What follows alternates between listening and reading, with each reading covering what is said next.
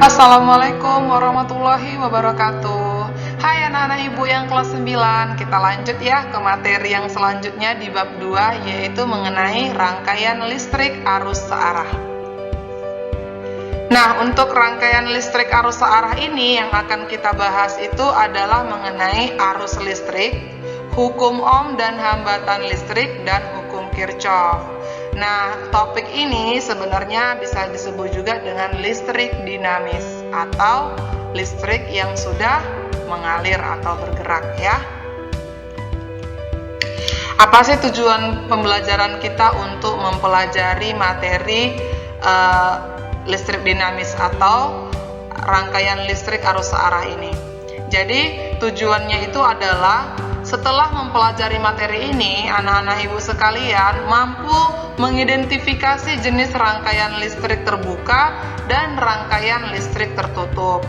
Kemudian, anak-anak ibu mampu menghitung beda potensial dari suatu rangkaian listrik. Kemudian yang ketiga, mampu membedakan bahan konduktor, semikonduktor, dan isolator listrik. Yang keempat, anak-anak ibu mampu menghitung besar hambatan pada beberapa jenis bahan. Yang kelima, mampu membedakan karakteristik rangkaian listrik, seri, dan paralel. Yang keenam, mampu menghitung besar arus listrik dalam suatu kawat penghantar. Yang ketujuh, mampu menghitung besar energi listrik. Yang kedelapan, mampu menghitung besar daya listrik. Dan yang kesembilan, mampu menghitung biaya listrik bulanan di rumah tangga, rangkaian listrik rumah tangga ya. Oke, kita langsung masuk. Yang namanya rangkaian listrik. Jadi, rangkaian listrik itu adalah jalur yang dilalui oleh arus listrik. Ya, bisa dipahami? Rangkaian listrik adalah jalur yang dilalui oleh arus listrik. Nah, rangkaian listrik itu ada dua. Yang pertama namanya rangkaian terbuka.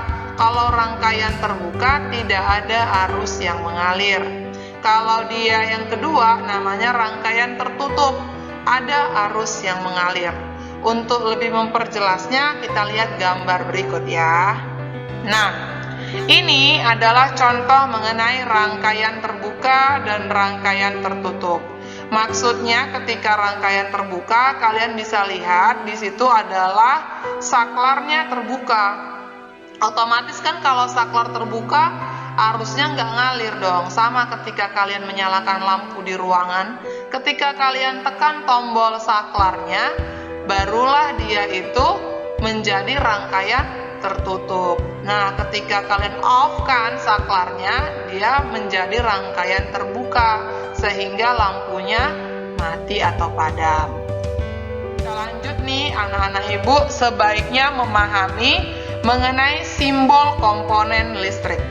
Dah, nanti kalau kalian ketemu gambar seperti gambar yang pertama, ini adalah sumber tegangan atau beda potensial. Gambar yang kedua ini merupakan penghantar berarus listrik. Arah panahnya itu menunjukkan arah aliran arusnya. Kemudian gambar yang ketiga ini adalah simbol-simbol untuk hambatan listrik atau nama lainnya resistor. Yang gambar keempat ini tadi yang kalian lihat di gambar rangkaian listrik terbuka, ini adalah saklar. Oke. Kemudian kalau ada simbol seperti yang kelima ini adalah alat ukur amperemeter. Yang keenam ini namanya alat ukur voltmeter. Dan yang terakhir ini adalah alat ukur hambatan atau ohmmeter. Oke, kita lanjut nih mengenai arus listrik. Ya kan? Nah, arus listrik didefinisikan sebagai aliran partikel-partikel bermuatan positif ke bermuatan negatif. Tapi sebenarnya yang bergerak itu adalah elektronnya. Kalian bisa lihat di gambar, itu arah panah yang berwarna pink atau merah muda, itu adalah arah aliran arus. Sementara arah aliran elektronnya itu yang tanda panah warna hitam. Ya, jadi dia berlawanan arah. antara arah aliran arus dengan arah aliran elektronnya. Oke, kemudian arus listrik itu mengalir dari titik berpotensial tinggi ke titik berpotensial rendah, ya. Sama loh ilustrasinya seperti aliran air, ya kan? Kalau air itu mengalir dari daerah yang lebih tinggi ke daerah yang lebih rendah. Arus juga seperti itu. Jadi bisa kalian ingat nanti kalau arus itu mengalir dari titik berpotensial tinggi ke titik berpotensial rendah.